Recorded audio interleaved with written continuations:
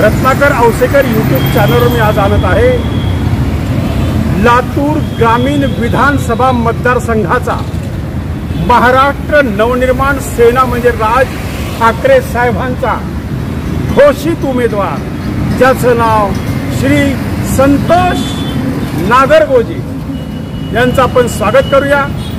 संतोषजी नमस्कार करा आमच्या प्रेक्षकांना। नमस्कार। आणि आता मी सन्मानानं माझा मित्र संतोष नागरगोजे याला माझ्या गाडीत बसवत आहे। मग चला बघूया राज ठाकरेंनी काय काय सांगितलं, संतोषच्या कानात काय आहे त्यांच्या मनात जाणून घेणार। प्रश्न तुमचे, उत्तर संतोष नागरगोजेचे विचारणार रत्नाकर औसेकर। मग संतोषजी चला बसा आमच्या गाडीमध्ये। मी सन्मानानं त्यांचं स्वागत करतोय या माझ्या कार्यक्रमात। माझी गाडी माझा नेता। मग चला रत्नाकर औसेकर यूट्यूब चॅनलमध्ये आज मी खास भेट देत आहे माझ्या चॅनलच्या तमाम सबस्क्रायबर्स आणि 1-1 लाख व्ह्यूअर्सना।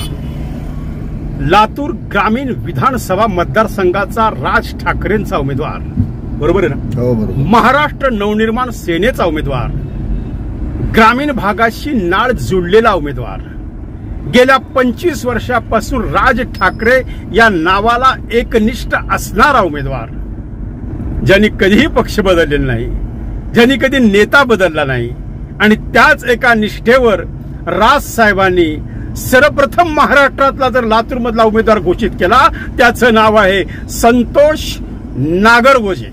नागरगोजे साहेब आमच्या या कार्यक्रमामध्ये आपलं आम्ही स्वागत करतो। मग आता भेटूया संतोष नागरगोजे साहेब, आमच्या प्रेक्षकांना एक 2-3 मिनिटात आपला परिचय द्या, म्हणजे आपल्या गाव, राहणं, आपला व्यवसाय, आपलं शिक्षण आणि राजकीय कार्य।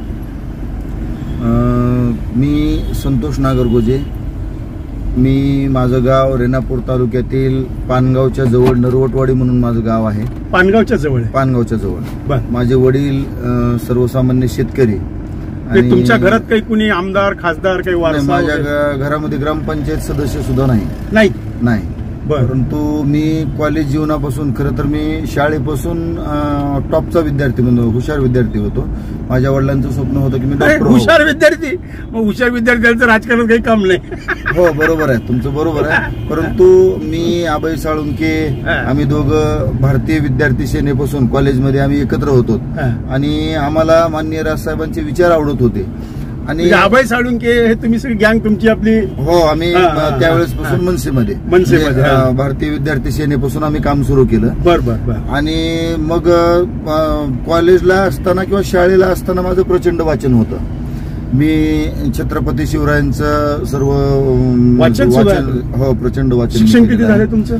माझं पॉलिटेक्निक झालेलं आहे, मी मेकॅनिकल इंजिनियर आहे। क्या बात आहे। बघा, एक ग्रामीण भागातला रेणापूर तालुक्यातला तरुण मेकॅनिकल इंजिनियर आहे, हुशार आहे, बुद्धिमान आहे, पर्याय चांगला आहे ग्रामीण भागातल्या माझ्या मतदारांना। तर मग आम्ही वाचन स्वावरकरांविषयी वाचलं, डॉक्टर बाबासाहेब आंबेडकर असतील किंवा अण्णाभाऊ साठेंच्या जवळपास सगळ्या कादंबऱ्या मी वाचून, आंबेडकर वाचले, गांधीजी वाचले, सर्व म्हणजे महापुरुषांना, महाभारत, रामायण, सर्व। तर हे वाचून मला असं वाटायला लागलं की आपण नोकरी वगैरे नाही करू शकणार किंवा आपल्याला नोकरी वगैरे करायची नाही, समाजासाठी आपण काहीतरी केलं पाहिजे। आणि या भावनेतून मी भारतीय विद्यार्थी सेनेत माननीय राजसाहेबांचे विचार मला आवडत होते। त्यावेळेस साहेब शिवसेने जवळपास 25 वर्षाचा कार्यकाळ आहे। 25 वर्षाचा कार्यकाळ। 25 वर्षात तुम्हाला अनेक पक्ष बदलता आले असते। लोक जसे कपडे बदलल्यासारखं पक्ष बदलायला लागले, पण काँग्रेसमध्ये जा, बीजेपीत जा, पद घे, जिल्हाध्यक्ष हो।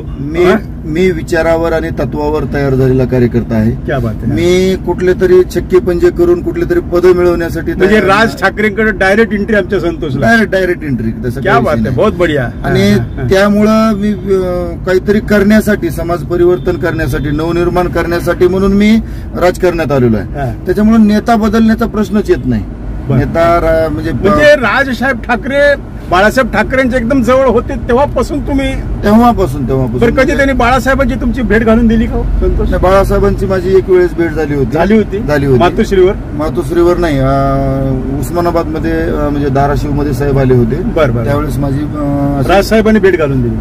राजसाहेबांनी म्हणजे सांगितलं होतं त्यांना, किंवा साहेब नव्हते त्यावेळेस सोबत, किंवा साहेबांच्या माध्यमातूनच माझी बाळासाहेबांसोबत भेट झाली होती त्यावेळेस. म्हणजे बाळासाहेबांना तुम्ही जवळून पाहिलेलं? हो, जवळून पाहिलेलं. आता मी सुद्धा बाळासाहेबांना जवळून पाहिलं, लातूरच्या सभेला आले होते त्यावेळेस. गोपीनाथराव मुंडे बाळासाहेबांचं स्टेजवरच खडाजंगी झाली प्रदीप राठीला तिकीट देण्यामुळे लातूरला. बरोबर. आणि गोपीनाथराव मुंडे, मी साक्षीला बरं का प्रेक्षक हो, मी तुम्हाला स्पष्ट बोलायला लागलोय आणि हे जाणीवपूर्वक बोलतोय मी की या राजकीय नेत्यांची सेटिंग कशी असते. त्यावेळेस मी व्हिडिओ शूटिंग करत होतो आणि स्टेजवर लातूर जिल्ह्यात नाही मराठवाडा एकमेव व्हिडिओग्राफर मी होतो. तर त्यावेळेस बाळासाहेब आणि गोपीनाथ मुंडे अर्धा तास खडाजंगी झाली. तिकीट कुणाला द्यायचं. गोपीनाथराव म्हणाले तिकीट मला विलासरावला अडचण नाही करायची, मला विलासरावची रेणापूरमध्ये मदत पाहिजे. आणि बाळासाहेब म्हणाले मला प्रदीप राठील द्यायचे. शेवट तिथं एका ब्राह्मणाला उदगीरकरला दिलं, म्हणजे विलासरावांचा विजय सोपा केला. हे असं राजकारणाचं सेटिंग आहे म्हणून थोडं आमच्या प्रेक्षकांसाठी मनोरंजन मी सांगितलं. असं तुमच्या रेणापूरचा फार इतिहास आहे आणि गोपीनाथराव मुंडेचा बालेकिल्ला आहे रेणापूर. बरोबर आहे. खरं तर लातूर ग्रामीण विधानसभा मतदारसंघामध्ये संपूर्ण रेणापूर तालुका, लातूर तालुक्यातले शहराच्या बाजूचे गावं सोडले तर लातूर तालुका आणि औसा तालुक्यातले 26 गावं आणि हा पूर्ण भाग इकडं रेणापूर तालुका जर बघितलं तर स्वर्गीय लोकनेते गोपीनाथरावजी मुंडे यांच्या आधिपत्याखाली राहिलेला म्हणजे बालेकिल्ले. बालेकिल्ले. आणि लातूर तालुका हा आदरणीय विलासरावजी देशमुख साहेब, स्वर्गीय विलासरावजी देशमुख साहेब यांच्या आधिपत्याखाली राहिलेला. म्हणजे यांचे हे बालेकिल्ले आणि त्यांचं कामही प्रचंड होतं, दोघांचंही काम प्रचंड मोठं होतं. त्या पद्धतीने त्यांनी जनतेची काळजी घेत होते. परंतु आता नंतरच्या काळामध्ये हा विषय राहिलेला नाही. प्रेक्षक हो, लातूर ग्रामीण विधानसभा मतदारसंघ हा तसा फार चर्चेत आलता संतोष. हो, गेल्या निवडणुकीत अमित देशमुख आणि मातोश्रीहून अलगद तिकीट आणलं पिशवीत घालून. हो, अक्षरशः कॅरी बॅग मध्ये आणलो. बरोबर आहे का? म्हणजे मातोश्रीवर तिकीट विकल्या जातात हे कळालं आम्हाला त्या दिवशी. रमेश कराडला तिकीट मिळणार तुमच्या पाहुण्याला हे फायनल होतं. बरोबर आहे का? आणि रात्रीतून कोण सचिन देशमुख आला, या सचिन देशमुखचं कधी तोंड लातूरकरांनी बघितलं नाही, कधी कुणाला माहिती नाही आणि अचानक जाहीर आणि एका क्षणात धीरज देशमुख आमदार झाले. असा हा लातूरचा इतिहास आहे ग्रामीण विधानसभेचा. बघ संतोष, अजूनही काय होऊ शकतं बरं का? तुला काय वाटतं? नाही, एक सांगतो तुम्हाला. आता लातूर ग्रामीण मध्ये ज्या पद्धतीनं समजा भारतीय जनता पार्टीनं तयारी केली होती, यांना म्हणजे देशमुख परिवाराला भीती वाटली की आपल्याला 100% पराभव होणार. कारण 10 वर्षामध्ये वैजनाथदादा शिंदे 5 वर्ष आमदार होते, 5 वर्ष आणि रमेश कराडने चांगलं काम. त्र्यंबकनाना भिसे आमदार होते. आणि या दरम्यान लोक यांना काम न झाल्यामुळे 10 वर्ष कसल्याही प्रकारचे लोक वैतागले होते. म्हणजे आणि त्र्यंबक भिसेने काम केलं नाही? बिलकुल नाही. त्र्यंबकनाना भिसेनं केलं नाही ना, त्या वैजनाथदादा शिंदे दोघांनी केलं नाही केलं. लोक यांना वैतागले होते. आणि वैजनाथदादा शिंदे तर हा विलासरावने आणलेला आमदार होता 100%. कारण विषय काय होता की ते अतिशय वैजनाथदादा शिंदे चांगला माणूस, परंतु ते काम करू शकले नाहीत. त्यांना कसं माहितीये का, त्यांना बाबळगावला आशियानावर भेटल्याशिवाय आदेश आल्याशिवाय बिचारा तो साधा माणूस आहे, साधा बोलायचा व्यापारी माणूस आहे. तिकडून काम काही झालंच नाही. त्यामुळे त्यांची कारकिर्दी ही असफल राहिली 100% असफल. तर त्याच्यामुळे त्याच्यानंतर त्र्यंबकनाना भिसे त्यांची कारकिर्द सफलच राहिली. म्हणून लोक वैतागले आणि भारतीय जनता पार्टीचा पर्याय होऊ शकतो असं लोकांना वाटलं. आणि ही गोष्ट यांच्या लक्षात आली, म्हणजे देशमुख परिवाराच्या. आणि त्यांना इथून धीरज भैया देशमुखला उभा करायचं होतं, त्यांना रिस्क घ्यायची नव्हती. त्याच्यामुळे इथं सेटलमेंट करीत बसण्यापेक्षा डायरेक्ट वर सेटलमेंट केली. अजूनही संतोष अमित देशमुख सांगतात की लातूर बीजेपीचं तिकीट बी फायनल करणार. केवढा कॉन्फिडन्स आहे? आता तुम्ही एक लक्षात घ्या, कारण हे काय सगळं पैसा फेको तमाशा देतो. बाकी काय पैसा फेको तमाशा? सचिन देशमुख शिवसैनिक तरी होता का? काहीच नाही. काही संबंधच नव्हता ना त्या माणसाचा, शिवसेनेचा बी संबंध नव्हता. पण त्यांनी एकाही गावात प्रचाराला गेलं नाही. म्हणजे अशा पद्धतीचं उदाहरण देशात नाही. बरं दुसरं उदाहरण देशामध्ये नोटाला 30,000 मतदान पडलेलं उदाहरण देशात नाही. आणि नोटाला 30,000 पडलं ग्रामीण मध्ये. 30,000 मतदान पडलं ग्रामीण मध्ये नोटाला. याला हेच देशमुखांचं विरोधी मतदान आहे, लक्षात ठेवा. 100%. आणि ते 30,000 मतदान संतोष नागरगोजे तुला वाढायचंय. मी बरोबर आहे का? 100%. आणि ते तुम्हाला मिळणार असं एक लोकात चर्चा आता सध्या. नाही 100%. कारण मला तुम्ही एक लक्षात घ्या, मी ज्यावेळेस माझं तिकीट साहेबांनी जाहीर केलं, मला पत्रकारांनी प्रश्न विचारला की एवढ्या बलाढ्य मोठ्या ताकदींसमोर तू उभा आहेस, डोंगराला टक्कर द्यायची, अफाट पैसा, कसं लढणार? अफाट पैसा म्हणजे पैशाला काय पैशाला चालू लागली तिथं गोडाऊन गच्च भरले सगळे. त्यांनी मग मला तो प्रश्न विचारल्यानंतर मी त्यांना सांगितलं किंवा त्यांच्याकडे पैसा प्रचंड आहे का? माझ्यापेक्षा 1000 पट आहे. 1000 पट बरोबर. किंवा 1000 नाही लाखो पट आहे. किंवा भारतीय जनता पार्टीकडे सत्ता आहे, पैसा आहे, सगळ्या गोष्टी आहेत, प्रचंड पैसा या लोकांकडे आहे. माझ्याकडे पैसा नाही, पण मी जे 20 वर्षामध्ये रात्रंदिवस शेतकऱ्यांसाठी गोरगरिबांसाठी लढलोय, रस्त्यावरती उतरून आंदोलनं केलेत. कामाच्या तुलनेत जर बघितलं, पैशानं ते माझ्यापेक्षा मोठे, सगळ्या गोष्टीने मोठे, कामाच्या जर तुलनेत लोकांनी मला बघितलं तर मी त्यांच्यापेक्षा 10 पटीनं कामात मोठा. 100%. कारण लातूर जिल्ह्यामध्ये आज घडीला जेवढे कोण नेते आहेत तेवढ्या नेत्यामध्ये सर्वात जास्त जनतेसाठी केसेस जर कुणावरती असतील तर माझ्यावरती आहेत. म्हणजे लातूर जिल्ह्यात सर्वात जास्त आंदोलनाच्या केसेस, वैयक्तिक भांडणाची एकही केस नाही, सर्व आंदोलनाचे केसेस आहेत माझ्यावरती. हे ठाकरे परिवाराचे संस्कार आहेत, राज ठाकरेंचे संस्कार. लाल साहेबांनी आम्हाला पक्ष स्थापनेच्या वेळेसच सांगितलं की ज्या ठिकाणी अन्याय दिसेल तिथं मनसेची खळखट्याक आणि अनेक वेळा आम्हाला नाही काही केलं का खळखट्याक कधी? अनेक वेळा. आता गेल्या वर्षी मी विमा कंपनीचं कार्यालय फोडलं, त्याच्यानंतर मुंबईला जाऊन इथं विमा कंपनीचं कार्यालय फोडून उपयोग, मुंबईला जाऊन विमा कंपनीचं कार्यालय फोडलं. त्याच्या अगोदर 2000 तुम्ही खळखट्याक स्पेशालिस्ट आहेत. नाही 100%. आता मला जर काही देशमुखांनी त्रास दिला, हल्ला बिल्ला झाला तर तुम्ही मदत करताल मला? नाही 100%. तुमच्यासारख्या चांगल्या माणसाला कधी माझी मदत असेल. मित्रांनो, संतोषला जरा मोकळं करतो मी, तो खुल्लं बोलतोय आणि खरंच सांगतो संतोष, तुला टक्कर मोठ्या माणसाची द्यायची की जे पैशानं मतदान विकत घेऊ शकतात, बरोबर, दारू वाटू शकतात, बरोबर आहे, आणि अनेक अवैध मार्गाने ते मतदान घ्यायला देशमुख परिवार पटाईत आहे. हे अगदी 100% सत्य, काळ्या दगडावरची रेख आहे. अरे बरोबर आहे का? बरोबर. तर आता ह्या मॅनेज राजकारणामध्ये अजूनही काही मॅनेज होण्यास तुला काही शंका वाटते का? नाही, काय विषय माहिती आहे काय, आतापर्यंत या लोकांनी फक्त आणि फक्त मॅनेज राजकारण केलंय. मॅनेज राजकारणाच्या जीवावरतीच हे लोक, आता समजा देशमुख आमदार मॅनेज राजकारणाच्या जीवावरती, इथून पुढे सुद्धा त्या पद्धतीने ते प्रयत्न करणार आहेत. परंतु मला असं वाटतंय यावेळी आता कसं असतंय की जनता समजा 5 वर्ष, ठीक आहे, 5 वर्ष फसवणूक झाली, त्याच्यानंतर आणखीन 5 वर्ष फसवणूक झाली, म्हणजे 15 वर्षापासून जनतेने इथं काँग्रेसचा आमदार निवडून दिलाय आणि 15 वर्षापासून जनतेच्या मनात फसवणुकीची भावना की आपण यांना मतदान केलंय, परंतु कसल्याही प्रकारचं काम किंवा धीरज देशमुखांनी काही 5 वर्षात काही विकास केला का? काही एकही असं उल्लेखनीय कार्य धीरज देशमुखाकडून सांगण्यासारखं नाही. एकही फार मोठं काम केलंय, एकही फार मोठं काम केलंय, तुम्हाला माहिती नाही. रितेश देशमुखला 100 एकर जमिनीमध्ये जिल्हा मध्यवर्ती बँकेतून 120 कोटी रुपये का रात्री दिले. एवढं मोठं काम आहे मित्रा. असं मला काय म्हणायचं, जर समजा तुमच्या ताब्यात बँक आहे, तुमच्या ताब्यात बँक आहे म्हणून त्या बँकेचं कर्ज गोरगरीब शेतकऱ्यांना जे अडलेले लोक आहेत त्यांना देण्याच्या ऐवजी सर समजा जे सुपरस्टार आहेत तुमचे भाऊ त्यांना जर दिलं असेल ते अतिशय चुकीचं आहे ना.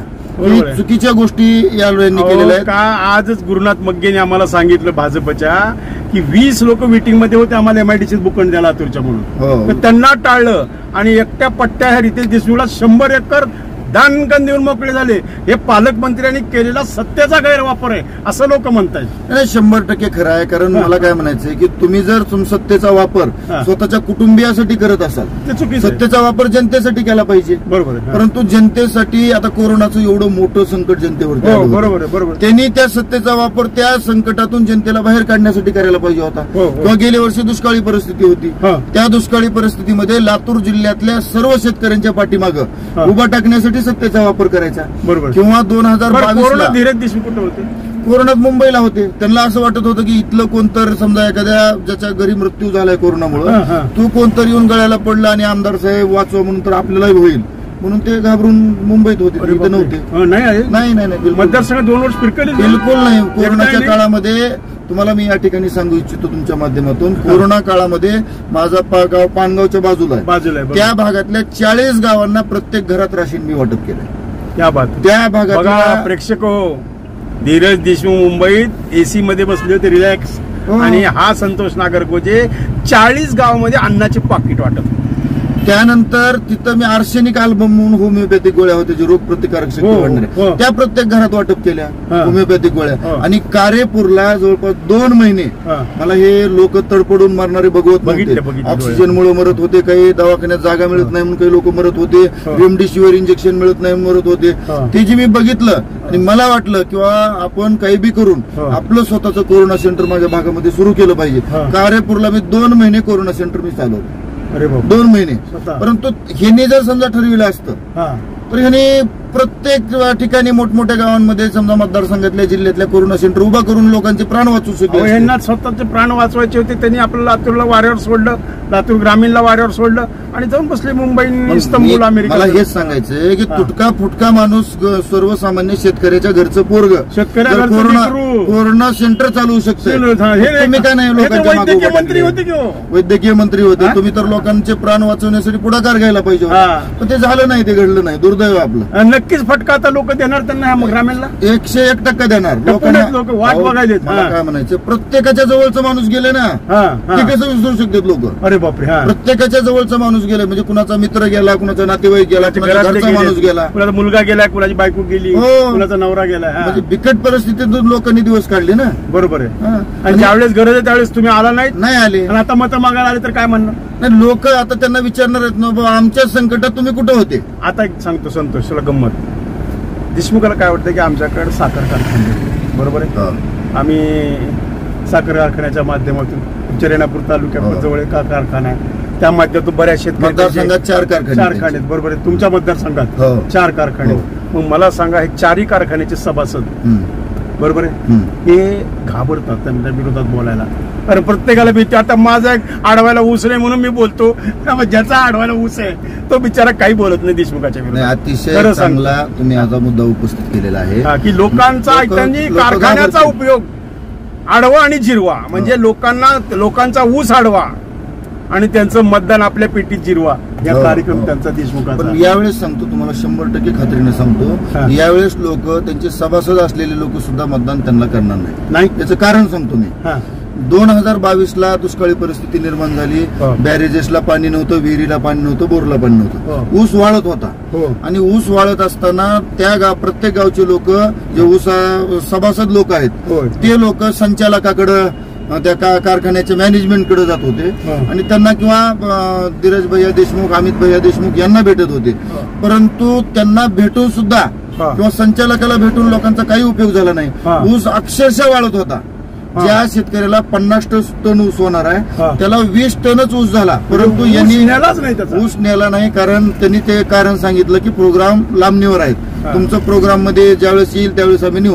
प्रोग्राम लांबणीवर का पडतात, कारण यांनी बाहेरून ऊस आणतात गेटकेनचे, त्याच्यामुळे प्रोग्राम लांबणीवर जातोय. परंतु ज्यावेळेस ऊस बाहेर यांनी काही एजंट नेमलेले आहेत, यांचे एजंट बाहेर जातात, शेतकऱ्यांना आधीच ऍडव्हान्स बुकिंग करतात आणि पहिले सुरू त्यांचा ऊस आणला, मग तुमचा, आणि मग गेटकेनचा ऊस, बाहेरचा ऊस आणल्यामुळे त्या एजंटच्या माध्यमातून इथल्या शेतकऱ्यांचा प्रोग्राम लांबतो. तर प्रोग्राम लांबला ठीक आहे, मान्य आहे, पण तुम्ही अगोदर ज्या शेतकऱ्याचा ऊस वळालाय त्याचं घेऊन जावा ना. बरोबर, ठीक आहे, ती न्यायला नाही तुम्ही, तो ऊस सुद्धा प्रोग्राम नुसारच न्यायला.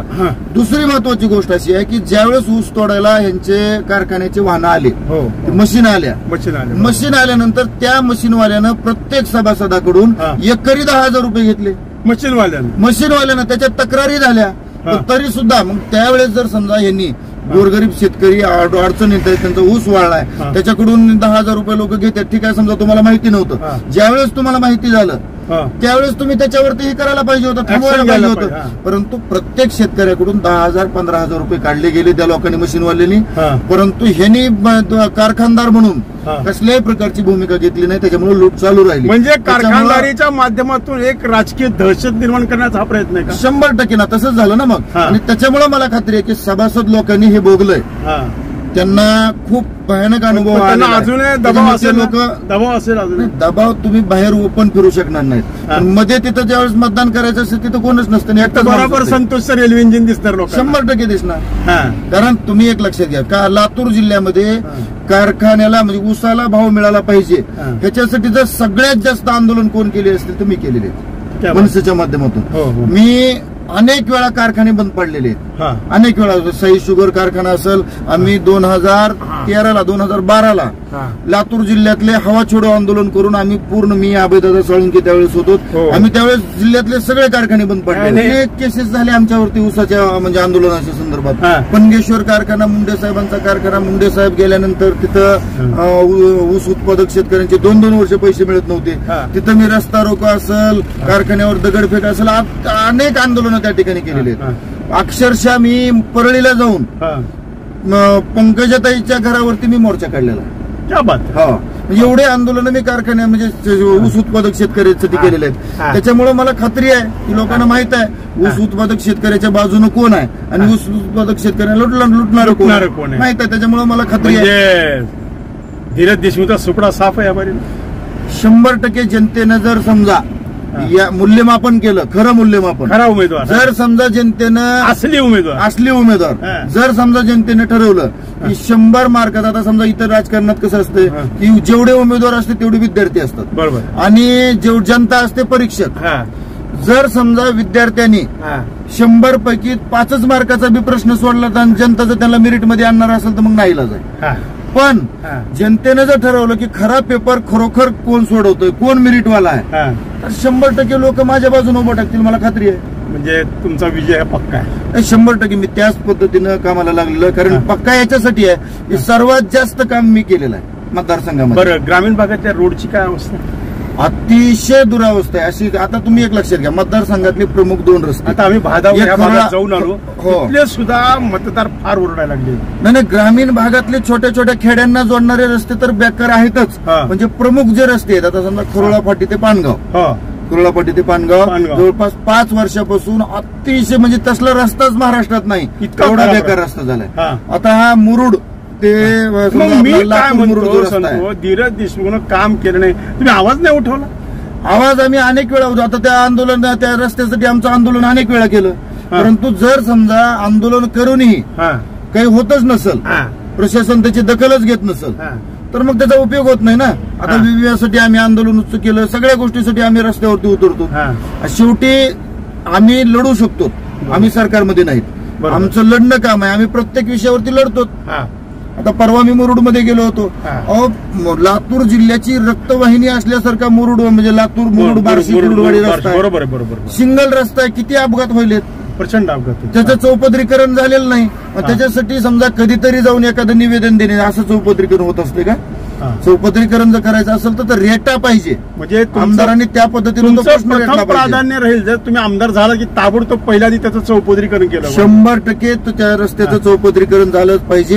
याच्यासाठी जनतेला घेऊन मी ते काम अगोदर करणार.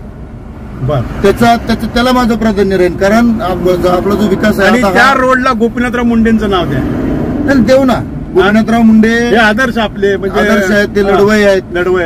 आपण त्याला त्या रोडला विलासरावजी देशमुख साहेबांचं सुद्धा नाव देऊ शकतो. दोघांचं कॉमन द्या, इकडल्या रोडला यांचं द्या, तिकडल्या रोडला त्यांचं द्या. नाही, विषय रोडला नाव कुणाला द्यायचा हा नाही, रस्ता रोड होणं महत्वाचं असं मला वाटतं. त्यामुळं त्या पद्धतीने मी प्रयत्न करणार आहे. संतोष, तुला सुद्धा मॅनेज करण्याचा प्रयत्न होतो 100%. नाही ना, मी जर मॅनेज होणार, तुला सुद्धा बॅगा येणार, थैल्या येणार, निरोप येणार की संतोष धीरे से चलो, माल आ रहा है, काय करणार. तुम्ही एक लक्षात घ्या, जर समजा मी मॅनेज होणार असतो तर मी तेव्हाच कुठल्या तरी पक्षात गेलो असतो ना. मला भारतीय जनता पार्टीचा पर्याय नव्हता का? किंवा मला काँग्रेसचा पर्याय नाही का? 25 वर्षात गेलो असतो ना. परंतु मी फक्त विचारावर तयार झालेला कार्यकर्ता आहे. मला समाजकार्य करण्यासाठी मी राजकारणात आहे. त्याच्यामुळे कुठं जाण्याचा आणि कुणाकडे मॅनेज होण्याचा संबंधच नाही. कसं असतंय, माणूस पैशाला थोडासा आमचा तुम्हाला माहिती ग्रामीण अनेक वेळा अनेक पद्धतीनं पैशाच्याही ऑफर सगळ्यांनाच देत असतात ते, परंतु कुठल्याही पैशाला किंवा कुठल्याही गोष्टीला बळबळणारा मी नाही. कारण मी जर असतो त्याला सांगून टाका मला मॅनेज करायला येऊ नका म्हणून देशमुखांना. नाही, मला मॅनेज करायला देशमुखच नाही, मला मॅनेज कोणच करू शकत नाही. राज ठाकरेला मी फक्त राजसाहेबांचा शब्द मानतो, राजसाहेबांना पूर्ण खात्री. त्याच्यामुळेच माझं तिकीट जाहीर केलं. मराठवाड्यातलं पहिलं तिकीट आहे हे. लातूरकरांनो हे लक्षात ठेवा आणि महाराष्ट्रातल्या पाहणाऱ्या तमाम माझ्या जनतेला आता तुला सांगतो संतोष गंमत, आपलं channel Hyderabad, Chennai, America, Netherland, Dubai एवढ्या देशात पाहिलं. मला दररोज फोन असतात. तिकडे आपले लातूरचे काही लोक आहेत, लातूर जिल्ह्यातले, रेणापूर तालुक्यातले, ते आवर्जून फोन करतात मला. म्हणजे बघा आपला माणूस कुठं पोहोचलाय, परदेशला, नेदरलँड वर येतात. काय तुमचं काम खूप चांगलं आहे, तुमचं नाव. लोक सांगतात की मुलाखती आवडतात. तर मित्रांनो, मी जे तुमच्यासमोर व्यक्ती देत आहे ते लातूरला एक ग्रामीणला सक्षम पर्याय दिलेला आहे, सक्षम पर्याय.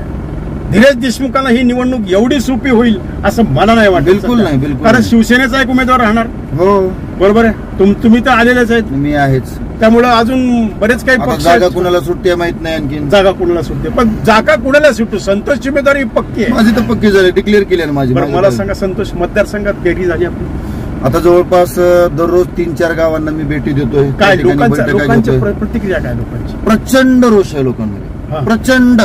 अनेक लोक म्हणजे मी बोलायला सुरू करण्याच्या अगोदर त्यांनी असं म्हणतात की आमच्याकडे तुम्हीच आलेत, आमदारकीला किंवा खासदारकीला सुद्धा आमच्या गावात ते काम करणं तर लांबच राहिलं, मतदान मागायला सुद्धा आलेले नाहीत. क्या बात. असे अनेक गाव आहेत त्या गावात कोणच गेलेलं नाही, कधीच गेलेलं नाही. जर रमेश कराड समोर आले तर कोणी आलं तर काय संबंध आहे? म्हणजे रमेश कराड येऊ द्या किंवा कोणी येऊ द्या, मी रमेश कराड नावाचं एक मोठं प्रश्न आहे ना इकडं. नाही, तुम्ही एक लक्षात घ्या, मी मैदानामध्ये आहे. कारण त्यांनी रेणापूर तालुक्यात बरेच विकासाची कामं केली आहेत, पैसा आणलेला आहे त्यांनी, असं त्यांनी सांगतात, असं लोक सांगतात. तुम्ही एक लक्षात घ्या, आमदार फंड समजा 2 आमदार लातूर ग्रामीणला आहेत, रमेश आप्पा कराड आणि आमदार फंड कुठल्या तरी गावाला 5-10 लाख रुपये दिला, बरोबर आहे. फक्त आमदार फंडापुरतं काम असते का? लोकांना दररोजच्या जीवनामध्ये असंख्य अडचणी येत असतात, असंख्य अडचणी. अनेक जणांना घरकुल यादीमध्ये नाव नसते, त्याचं पात्र असताना सुद्धा, आणि पगारी नसतात. अनेक जणांच्या लाईट ऑफिसचा त्रास असतो, तहसील पंचायत समितीमधून त्रास असतो, ग्रामसेवक, तलाठी, अनेक प्रकारचे त्रास असतात ना. बरोबर. त्या त्रासाला हे मोठे लोक एखाद्या गावाला 4-5 लाखाचा फंड द्यायचा, 10-5 लाखाचा फंड द्यायचा, आणि आम्ही विकास केला. अरे विकास तुम्ही समजा विलासराव देशमुख साहेबांनी, मुंडे साहेबांनी प्रचंड विकास केलेला आहे. त्यांच्या तुलनेत जर बघितलं तर तुमचा विकास काहीच नाही, तुम्ही काहीच केलेलं नाही त्यांच्या तुलनेत बघितलं तर. बरोबर. परंतु जनतेच्या सर्वसामान्याच्या छोट्या छोट्या अडचणीला तुम्ही भेटतच नाहीत. बरं, आता तुमच्या मतदारसंघाबद्दल काही संकल्पना काय आहे का डोक्यामध्ये? वा मी निवडून आल्यानंतर हे क्रिया असं काही स्वप्न बाळगले का तुम्ही? मी खरंच सांगतो, माझ्या मतदारसंघातल्या सर्वसामान्य लोकांच्या ज्या अडचणी आहेत, गोरगरीब प्रचंड परेशान आहे. खरंच सांगतो मी तुम्हाला, शेतकरी परेशान आहेत. आता 4000 रुपये भाव सोयाबीनला, परवडतोय का? सोयाबीन परवडतच नाही ना. म्हणजे न पेरलेलं बरं अशी परिस्थिती आहे. किंवा अजूनही लोकांच्या घरचा सोयाबीन बैठकीला डेळजतला सोयाबीन काय किती दिवस ठेवायचं? 1 वर्ष ठेवून बघितलं ना लोकांनी, भाव वाढायलाच तयार नाही. त्याच्याबद्दल हे दोघंही आमदार काही बोललेत का आतापर्यंत? रमेश आप्पा बोललेत का? काय कोण आवाज उठवला का या संदर्भानं? म्हणजे ह्या सगळ्या ज्या गोष्टी आहेत, छोट्या छोट्या गोष्टी, छोटे छोटे जे समस्या, सोयाबीनला भाव नाही, सोयाबीनचा भाव आहे, शेतकऱ्यांचे, शेतमजुरांचे. पाशा पटेल कृषी मूल्य आयोगाचे अध्यक्ष कुठे दिल्लीलाच असतात, ते काय भेटतच नाहीत. अहो खरंच सांगतो, काही उपयोग नाही या गोष्टीचा. एक कुठं कोण आहे, काय करतायत हे लोक, कशासाठी यांना पद असतात हे खरंच काही माहित नाही. म्हणजे ह्या पदाचा उपयोग तरी काय शेतकऱ्यांना? आता कृषी मूल्य आयोगाचे पाशा पटेल अध्यक्ष, काय सोयाबीनला भाव तुम्ही किती हमी भाव जाहीर केला? 4892. लोकसभेत फिरले सुद्धा नाही कुठं. 4892 रुपये भाव तुम्हाला परवडतोय का? तुम्ही कोणत्या, तुम्ही होतात ना तिथं, तुम्ही कृषी मूल्य आयोगावर असून जर समजा 4892 भाव मिळत असेल, उपयोग काय? सोयाबीनला कमीत कमी 8000 रुपये ह्या घडीला भाव मिळाला तर सोयाबीन परवडतो, तर शेतकरी परवडत नाही, तर शेतकरी जगू शकत. आणि या सगळ्या गोष्टी आहेत, अनेक प्रश्न आहेत. मला माझ्या भागातला इथं जे आधुनिक शेती, आपली जी शेती आहे, शेती पद्धत, पारंपरिक शेती पद्धत, मला माझ्या भागातला शेतकऱ्यांना आधुनिक शेतीची कास धरली पाहिजे, ही माझं महत्वाकांक्षा आहे. त्या पद्धतीनं मी माझ्या भागातल्या गावोगाव जाऊन शेतकऱ्यांमध्ये जागृती करणार. आणि सगळ्यात महत्वाचं म्हणजे महाराष्ट्रात जी संकल्पना आतापर्यंत राबवली गेली नाही, मी शेतीचा दवाखाना नावाची संकल्पना सुरू करणार आहे. क्या बात. शेतीचा दवाखाना. शेतीचा दवाखाना पहिल्या सुरूच ऐकतोय मी. डॉक्टर काळगेच्या डोळ्याचा माहिती आहे, त्यांच्या डोळ्याचा माहिती आहे. शेतीचा दवाखाना मनसेच्या माध्यमातून सुरू होणार आहे. माती परीक्षण, पाणी परीक्षण त्यांच्याकडून केलं जात नाही आणि मग त्याच्यामुळं उत्पादनामध्ये वाढ होत नाही. मी अमेरिकेमध्ये सोयाबीनची उत्पादकता किती आहे, ब्राझीलमध्ये किती आहे, अर्जेंटिनामध्ये किती आहे ते पाहत होतो परवा.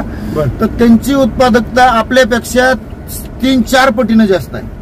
बरोबर. आणि त्यांचा आता सोयाबीनचा भाव जर बघितलं तर आपल्यापेक्षा कमी आहे भाव तिथं.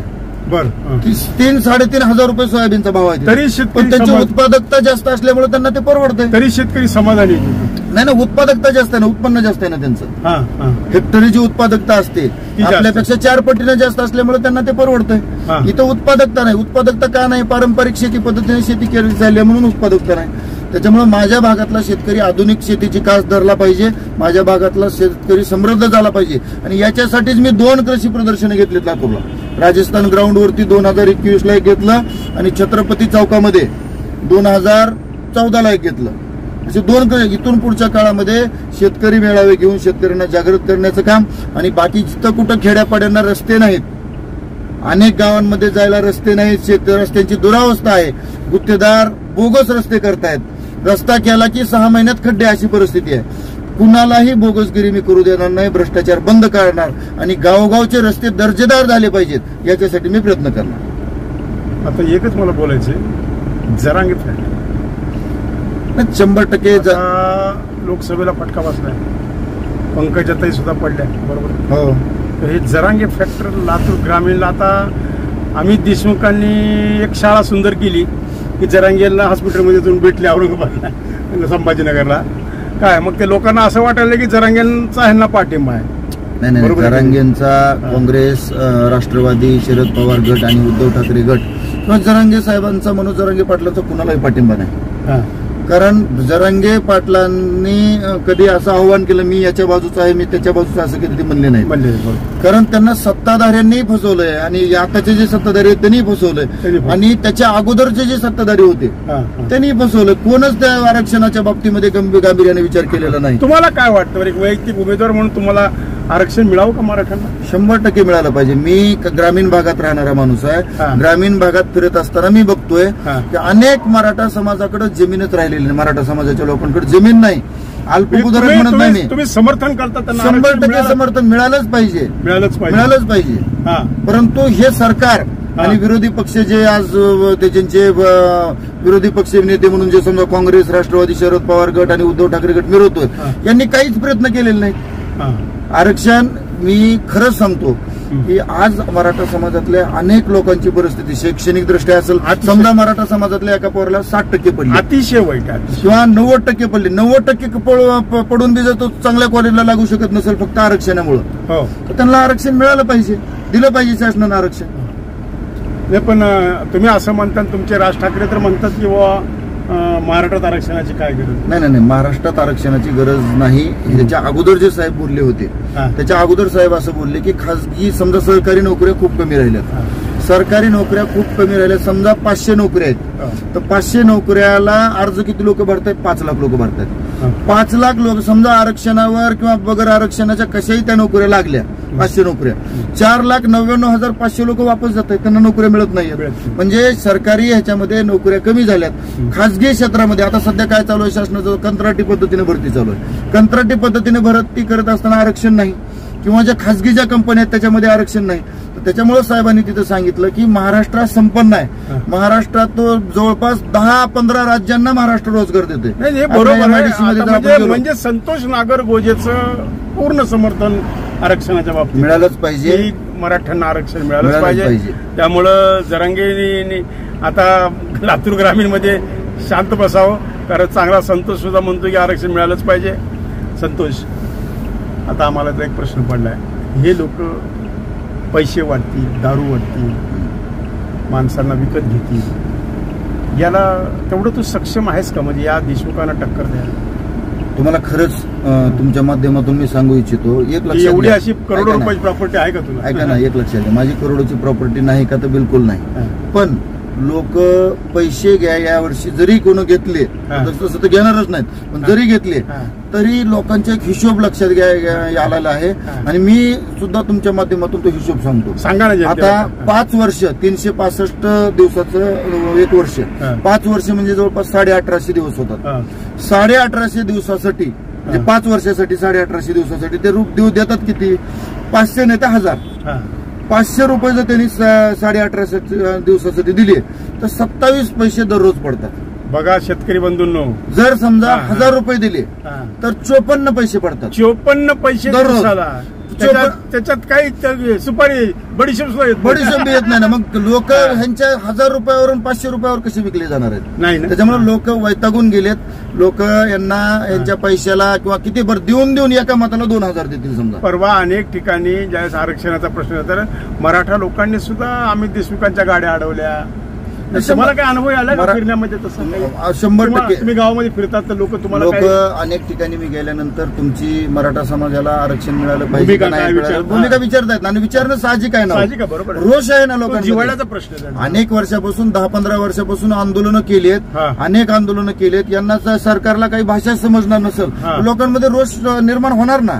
काय चित्र राहील बरं महाराष्ट्रामध्ये? तुझं काय मत? मला असं वाटतंय की महाराष्ट्रामध्ये 100% महाराष्ट्र नवनिर्माण सेनेला चांगल्यापैकी यश मिळेल आणि त्याचा पहिला आमदार निवडून येण्याचा मान आमच्या संतोष नागरगोजेला मिळेल. 100%. आणि दुसरी एक गोष्ट सांगतो की लोक सगळ्यांनाच वैतागले. त्यांना राज ठाकरे नावाची कोरी पाटी आहे. राज ठाकरेनं कसल्याही प्रकारची सत्ता नसताना राज ठाकरे साहेबांनी आणि आम्ही सगळ्यांनी कसल्याही प्रकारची सत्ता नसताना आम्ही कामं केलीत. त्यांच्याकडे सत्ता असून हे कामं करत नाहीत. आता तुम्ही फक्त माझ्या कोरोना सेंटर होतं असं नाही. माझ्या भागात महाराष्ट्रामध्ये मनसेच्या माध्यमातून 14 कोरोना सेंटर होते. बरोबर आहे. म्हणजे मनसेनं सत्ता बित्ता आम्हाला कामं करण्यासाठी सत्ताच असली पाहिजे असं नाही. परंतु मला असं वाटतं की लोक या सगळ्यांना वैतागलेत. त्यांच्या खोटं राजकारण. तुमचा विजय हा पक्का आहे. पक्का आहे असं मला वाटतं. जर जनतेने धीरज देशमुखांनी आपली बॅग आवरायला हरकत नाही. औषकर दादा, आपण लातूर जिल्ह्यामध्ये महाराष्ट्रामध्ये आवाजाचे बादशाह म्हणून ओळखले जातात. ओळखतात. आणि तुमचा आवाज म्हणजे सर्वांना परिचित आहे. तुम्ही लातूर जिल्ह्यातले खूप मोठे कलाकार आहात. अनेक जणांचे आवाज काढता आणि खास करून दादा कोंडकेच्या आवाज काढण्यासाठी तुम्ही खूप परिचित आहात. आज या ठिकाणी दादा कोंडके माझ्याकडे, दादा कोंडकेच्या मी संपर्कात 5 वर्ष होतो. आणि साहेबांनाही, आमच्या साहेबांना, कलाकारांवर प्रचंड प्रेम आहे. दादा कोंडकेंचे राजसाहेब चाहते होते. मला असं तुम्हाला एक विनंती करायची आहे या माध्यमातून की आपण मला मुलाखत दिली म्हणलं मला तुझं ऐकावंच लागेल. नाही तसं नाही, पण माझी विनंती आहे तुम्हाला की तुम्ही दादा कोंडके साहेबांच्या आवाजात माझा प्रचार कसा कराल हे एकदा मला करून दाखवावं. पण हे राज ठाकरे साहेबांना दाखवावं लागेल. 100% मी दाखवणार. मी राजसाहेबांना 100% दाखवणार. परंतु माझी इच्छा आहे, माझ्या मित्राची इच्छा मी पूर्ण करतो. बंधू भगिनींनो, आवाज ऐकवतोय. जर आमच्या संतोष नागरगोजेच्या प्रचाराला राज ठाकरेच्या विनंतीला मान देऊन दादा कोंडके स्वर्गातून खाली आले तर कसं बोलतील? दादा कोंडके. धन्यवाद.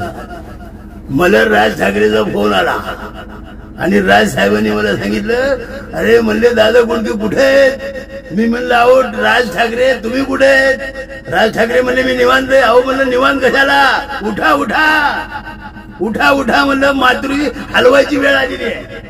आणि तुम्हाला खोटं नाही सांगत, आमचा राज ठाकरे म्हणजे तुम्हाला काय सांगायचं, अहो अतिशय भारी माणूस. आणि त्यांनी दिलेला उमेदवार आहे संतोष नागरगोजे. तुम्हाला खोटं नाही सांगत, हा संतोष नागरगोजे या देशमुखाला असा पळवेल की डायरेक्ट रिंग रोड मार्केट बाबळगावला जातील. धन्यवाद. दादा कोंडके बोललं बरं का, बोल खोटं नाही सांगत. उषा चव्हाणची शपथ घेऊन सांगतो, इतर राजसाहेब संतोष निवडून येणार म्हणजे येणार. अहो दादा कोंडके प्रचाराला यायला लागलाय. मी निळू फुलाला मी सोबत आणले. म्या बोलतो निळू फुल्या बोलाय एकच काम करायचं. नोटाला जे तुम्ही 30,000 मतदान केलं, नोटा म्हणजे पैशाला नाही, नोटा मशीनला, ते सगळं 30,000 मतदान इकडं वाढवा. संतोष विजय होणार म्हणजे होणार. आलं का लक्षात? काय बोला ना सगळे पुसारी माझ्यात पुरे. आता संतोष, आपण पुन्हा भेटूया. धन्यवाद. जय हिंद, जय महाराष्ट्र. बंधूंनो, हा एक दिलखुलास आमचा मित्र संतोष नागरगोजे मी फार वर्षापासून ओळखतो. अनेक आंदोलन पेपरला कुठं खळखट्याक दिसली की पहिलं नाव वर असते संतोष नागरगोजे यांना अटक. बरोबर आहे. तर असा संतोष नागरगोजे आम्ही तुम्हाला दिलेला आहे. कसं वाटलं लाईक करा आणि एकमेकांना शेअर करा आणि आमच्या संतोष नागरगोजेला आशीर्वाद द्या की त्याला आता पुढची मुलाखत, तसं आता उमेदवारी तर आत्ता तर मिळालेली आहे, अजून 2 महिन्याचा 2.5 महिन्याचा वेळ आहे, अजून एखादा चांगला एपिसोड आपण संतोष करू. नाही करू. एक चांगला अजून मुहूर्त, आता फक्त सुरुवात केलेली आहे आम्ही वातावरण तयार करायला. तर संतोषला आपण सर्वजण मिळून शुभेच्छा देऊया.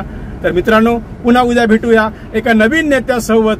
चला, माझी गाडी माझा नेता. संतोषजी नमस्कार. नमस्कार. धन्यवाद. खूप तुमचंही खूप धन्यवाद. माझी मुलाखत तुम्ही घेतलीत, खूप आभारी आहे. नमस्कार. आवाजांचा बादशाह रत्नाकर औसेकर सादर करीत आहे आपल्या युट्यूबवर माझी गाडी माझा नेता. माझी गाडी माझा नेता, नेत्यांचे अंतर्मन उलगडणारा कार्यक्रम. चला राजकीय नेत्यांनो, आपल्या कार्यकर्त्यांना बोलकं करा, संपर्क करा. रत्नाकर औसेकर 98 90 39 87 88 ला संपर्क करा जर आपणास आमच्या कार्यक्रमात सहभाग घ्यायचा आहे.